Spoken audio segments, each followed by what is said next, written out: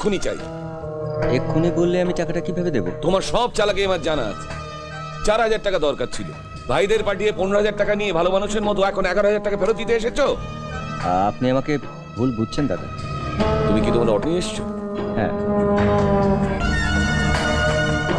অটোটা তুমি রেখে যাও, 4,000 টাকা ফেরত দিয়ে অটোটা নিয়ে যাও। পাগল, আমি আমার নতুন অটোটা এখানে রেখে যাই আর আপনি আমার অটোর পার্টসগুলোকে রাতারাতি খুলে বেচে দেবেন?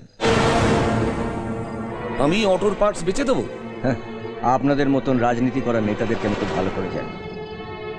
আপনাদের আঁতে ঘা পড়লে রাতারাতি মানুষের হাত পা কেটে গায়েব করে দেন, আর এটা তো সামান্য অটো।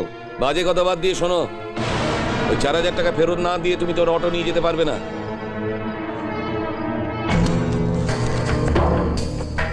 ওইটা কি হল?